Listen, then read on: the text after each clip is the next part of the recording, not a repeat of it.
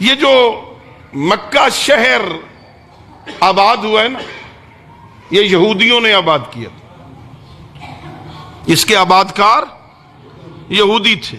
انہوں نے توریت میں پڑھا تھا اس علاقے میں آخری نبی آئے گا، وہ پیغمبر پر ایمان لانے کے لیے یہاں آباد ہوئے تھے۔ جو مرنے لگتا بوڑھا، وہ اپنے بچوں کو وصیت کرتا تھا، تمہاری زندگی میں وہ آخری نبی آ جائے نا، میری طرف سے اس پر ایمان کا اظہار کر دینا۔ تاریخ کہتی انہوں یہودیوں نے آباد کیا تھا۔ انہی یہودیوں میں سے ایک یہودی عام الفیل، ہاتھی والے سال، یکم عام الفیل، پہلے سال، جس رات پیغمبر کی مکہ میں ولادت ہوئی، ایک یہودی مکہ میں موجود تھا۔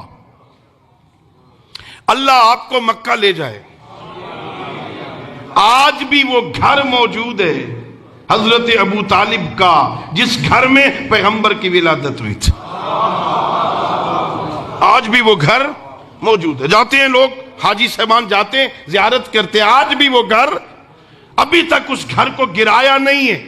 باہر لکھ دیا، اس میں لائبریری بنا دی ہے، مکتبہ ہے، مکتبۃ المکہ المکرمہ، لکھا نہیں کہ یہ مولد پیغمبر ہے، لیکن وہ جگہ موجود۔ صبح صادق کے بعد اس یہودی کی حالت کیا ہے؟ تھا مکہ میں، مکہ کی گلیوں میں دوڑ رہا ہے، آوازیں دے رہا ہے، اے بنی قریش، آج کی رات تمہارے گھروں میں کوئی بچہ تو پیدا نہیں ہوا۔ اے بنی قریش بتاؤ، کئی بچے پیدا ہوئے تھے، ایک نکلا، ہاں میرے گھر بچہ پیدا ہوا۔ کہ یہ بتا، جو بچہ پیدا ہوا اس کا باپ زندہ ہے یا دنیا سے چلا گیا؟ کہ میں کھڑا ہوں، زندہ ہوں۔ کہ یہ نہیں، میں جس بچے کی تلاش میں ہوں نا، وہ ہے جس کا باپ اس سے پہلے دنیا سے چلا گیا۔ 2-3 گھروں کے بعد کسی نے متوجہ کیا، ان دروازوں کو چھوڑ، ابو طالب کے دروازے پہ جا۔ آج اس کے گھر بھی بچہ پیدا ہوا، اس کا باپ عبداللہ اس دنیا سے چلا گیا، وہاں جا، لکھا علماء نے، یہودی آیا دروازے حضرت ابو طالب،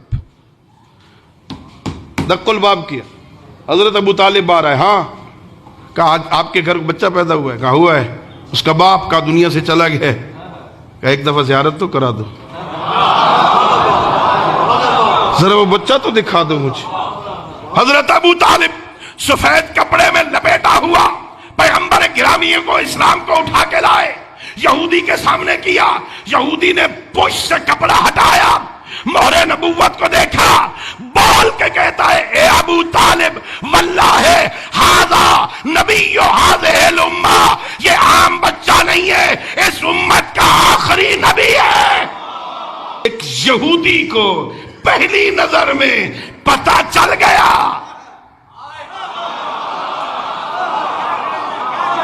یہودی نے پہلی نظر میں پہچان لیا یہ آخری نبی ہے۔ یہودی نے مہر نبوت کو دیکھ کے پہچان لیا یہ آخری نبی ہے۔ اس یہودی نے پہچان لیا، اور جس کی گود میں پروان چڑھتا رہا،